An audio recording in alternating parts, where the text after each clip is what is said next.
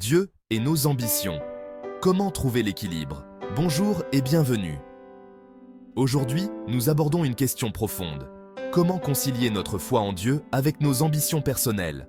Un sujet qui intrigue les penseurs depuis des siècles.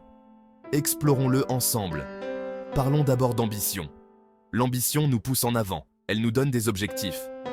Pensez à Michel-Ange. Il a vu un bloc de marbre et a imaginé David. Il ne voulait pas simplement sculpter, il voulait créer un chef-d'œuvre. L'ambition peut être cette étincelle, cette vision de quelque chose de plus grand. Mais où se situe Dieu dans tout cela?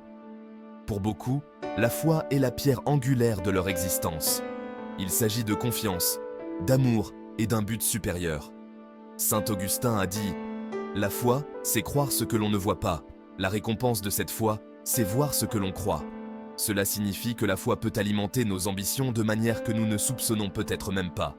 Concilier ces deux aspects, la foi et l'ambition, peut sembler délicat, mais ils ne sont pas nécessairement opposés.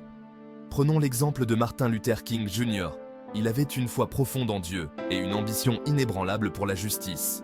Sa foi alimentait ses rêves, et ses ambitions étaient profondément enracinées dans ses convictions spirituelles. Je pense que la clé réside dans l'alignement.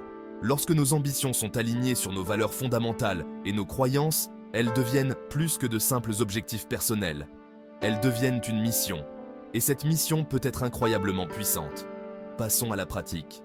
Commencez par réfléchir à vos valeurs fondamentales. Qu'est-ce qui compte le plus pour vous? Ensuite, pensez à vos ambitions. Sont-elles en accord avec ces valeurs? S'il y a une déconnexion, il peut être utile de reconsidérer vos objectifs. N'oubliez pas qu'il est normal de viser haut. Il n'y a aucune limite. Mais il est également essentiel de garder les pieds sur terre. La Bhagavad Gita dit « Tu as le droit d'accomplir tes devoirs prescrits, mais tu n'as pas droit aux fruits de tes actions. » Cela nous rappelle que s'il est bon de travailler à la réalisation de nos objectifs, nous ne devons pas être tellement obsédés par le résultat que nous perdons de vue nos valeurs. Et n'oublions pas la gratitude. La gratitude peut être un outil puissant pour concilier foi et ambition. Lorsque nous prenons le temps d'apprécier ce que nous avons, cela nous ancre dans le présent.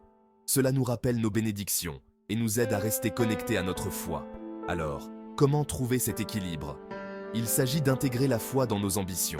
Il s'agit de s'assurer que nos objectifs reflètent nos convictions les plus profondes. Il s'agit de rester fidèles à nous-mêmes et à nos valeurs. En fin de compte, c'est un voyage. Et comme tout voyage, il exige de la patience, de la réflexion et une grande introspection. Mais les récompenses sont immenses.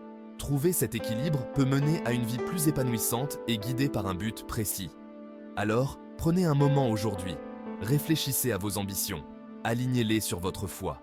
Et rappelez-vous qu'il ne s'agit pas de choisir l'un plutôt que l'autre, mais de trouver l'harmonie entre les deux. Merci d'avoir écouté. Si vous avez trouvé cela utile, n'oubliez pas d'aimer et de vous abonner pour plus d'exploration des grandes questions de la vie sur la chaîne Conscience et Réalité. À la prochaine, restez inspirés et continuez à chercher l'équilibre.